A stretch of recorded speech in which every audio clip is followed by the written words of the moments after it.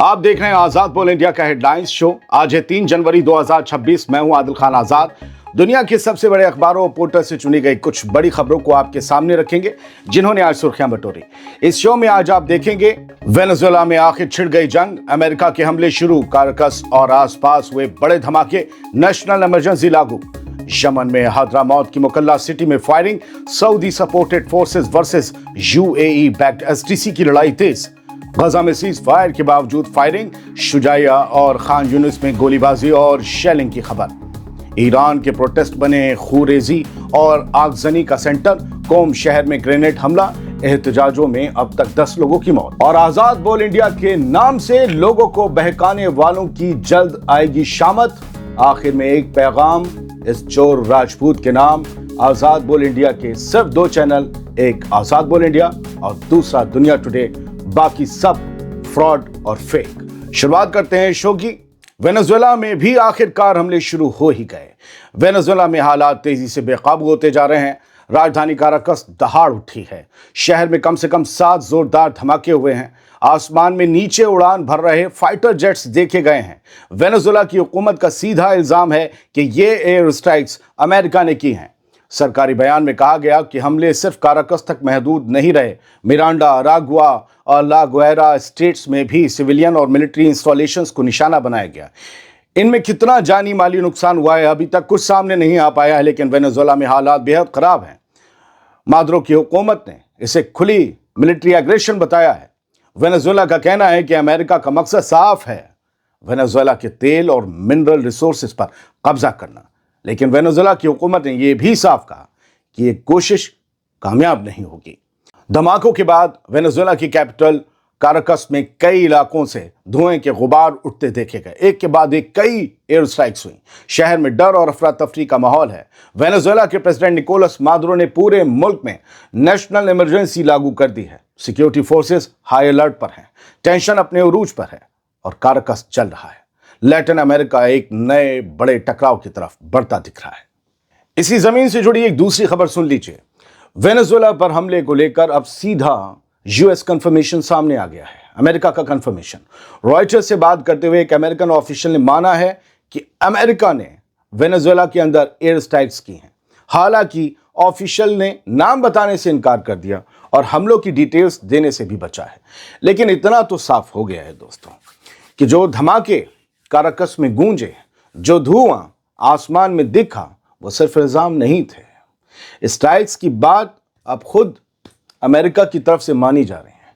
यानी मान लीजिए कि वेनेजुएला और अमेरिका के बीच लड़ाई छिड़ चुकी है। वेनेजुएला में इमरजेंसी लगा दी गई है। टेंशन और ज्यादा बढ़ गई है और ये टकराव अब खुले मोर्चे पर आ चुका है।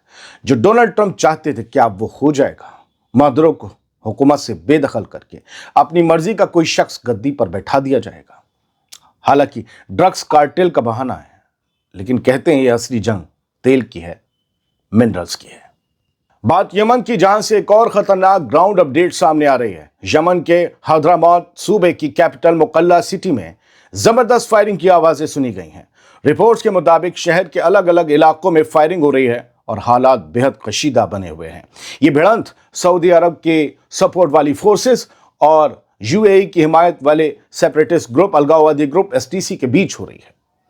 पिछले महीने दिसंबर में एसटीसी ने तेल से जरखेज, तेल से मालामाल इस सूबे हदरामौत के एक बड़े हिस्से पर अपना कब्जा जमा लिया था, जिसके बाद सऊदी अरब की रहनुमाई वाले कोएलिशन ने एयर स्ट्राइक्स शुरू कर दी थी और कल भी बड़ी एयर स्ट्राइक्स हुई। एसटीसी का दावा है कि इन सऊदी एयर स्ट्राइक्स में कल 20 फाइटर्स मारे गए। यानी यमन के साउथ में अब सिर्फ पॉलिटिकल टकराव नहीं रहा, बल्कि सीधी हथियारबंद खूनरेजी खुलकर सामने आ चुकी है।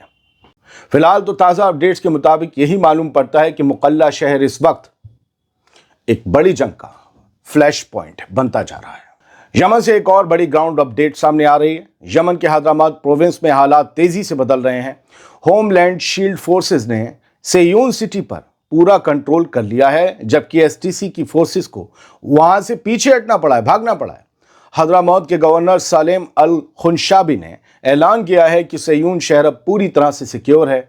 लोगों से कहा गया है कि वो अपने नॉर्मल लाइफ की तरफ वापस लौट सकते हैं। सेयून के गवर्नर ने, ये सेयून के जो अब गवर्नर जिनकी बातें मैं कर रहा हूँ, ये जिनका कंट्रोल हुआ है वो सब सऊदी हिमायत वाले लोगों का कंट्रोल हुआ है। तो सेयून के गवर्नर ने एक दिन पहले लोगों को घरों में रहने की हिदायत दी थी, लेकिन अब हालात कंट्रोल में बताए जा रहे हैं। साथ ही उन्होंने एसटीसी फोर्सेस से साफ कहा है कि वो मुकल्ला शहर छोड़कर अदन की तरफ निकल जाएं ताकि और लोगों की जानें ना जाएं। इस बीच ये भी कंफर्म किया गया है कि मुकल्ला के नॉर्थ में मौजूद अल अदवास मिलिट्री कैंप भी अब होमलैंड शील्ड फोर्सेस के कंट्रोल में आ चुका है। यानी तस्वीर और सिचुएशन दोनों बिल्कुल साफ हैं, शफाफ हैं। हद्रामौत में एसटीसी की पकड़ ढीली पड़ रही है और सऊदी सपोर्टेड फोर्सेस लगातार आगे बढ़ रही हैं, यानी सऊदी कोएलिशन अपना कब्जा जमा रही हैं। यूएई की हिमायत वाले एसटीसी को खदेड़ा जा रहा है और यमन का ये इलाका अब एक नए फेज की लड़ाई में दाखिल हो चुका है। सीज फायर के बावजूद गजा में हमले जारी हैं। गजा सिटी के ईस्ट में मौजूद शुजाइया इलाके में इसराइली फायरिंग से आज 3 जनवरी को एक जवान शख्स की जान चली गई। रिपोर्ट के मुताबिक ये नौजवान बस स्टॉप के करीब खड़ा था, तभी इसराइली फोर्सेस की गोलियों का निशाना बन गया। उधर खान यूनिस में भी इसराइली फायरिंग और शेलिंग के दौरान एक और शहरी जख्मी हुआ है। मेडिकल सोर्सेस का कहना है कि पूरे गजा स्ट्रिप में अलग अलग इलाकों को निशाना बनाकर लगातार फायरिंग और गोलीबारी की जा रही है। यानी सीजफायर की बात अपनी जगह है, लेकिन जमीन पर गजा आज भी गोलियों और शेल्स की आग में जल रहा है। एक और खबर गजा से, जहां मौसम की मार पड़ रही है पहले से तबाह हाल गजा पर। सर्दी और बारिश जानलेवा बनती जा रही है। जंग के बाद जो गजा पहले ही खंडर बन चुका है, वहां मौसम भी कहर बनकर टूट रहा है।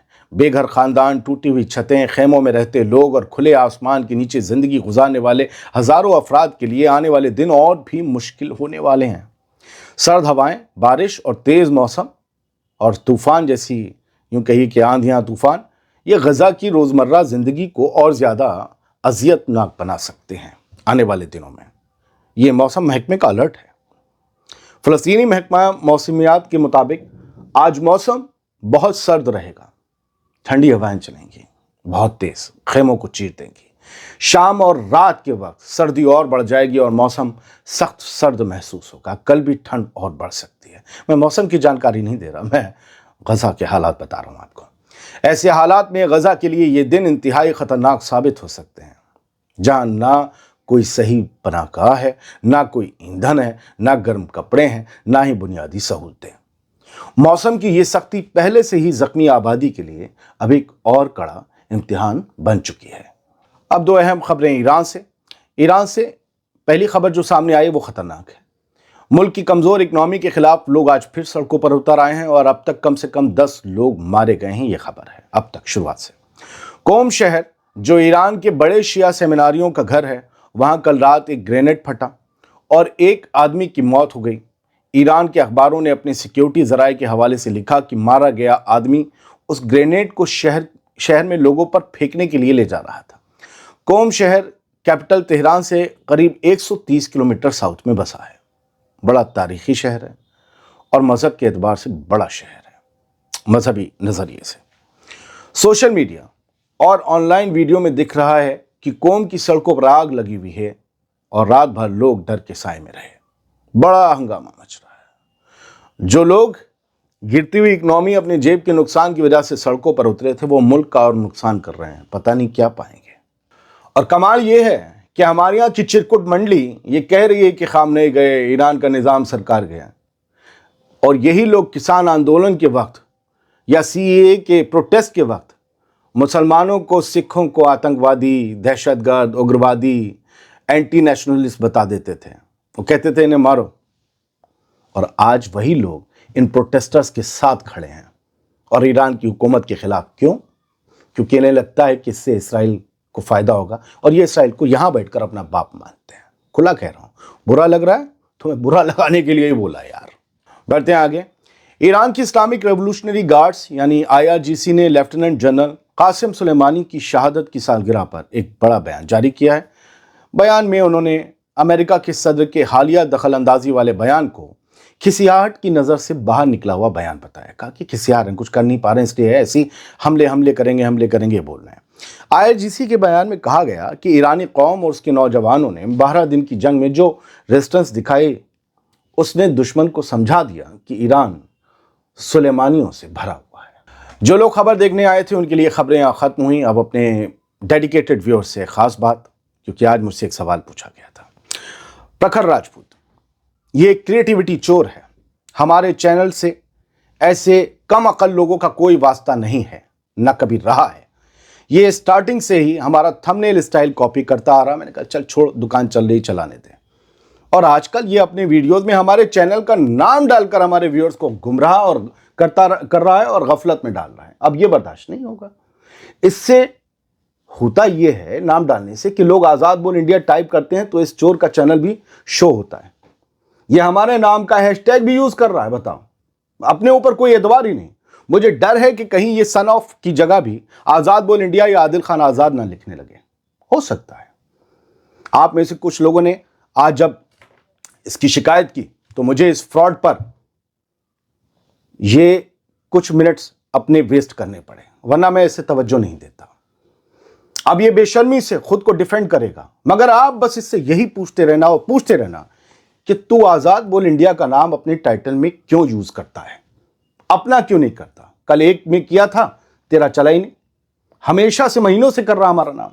बस इसी सवाल पर टिके रहना, क्यों आजाद बोल इंडिया लिखता है। थंबनेल स्टाइल, टाइटल और हैशटैग की चोरी करने वाले ऐसे लोगों से सच्ची खबरों की उम्मीद नहीं रख सकते आप।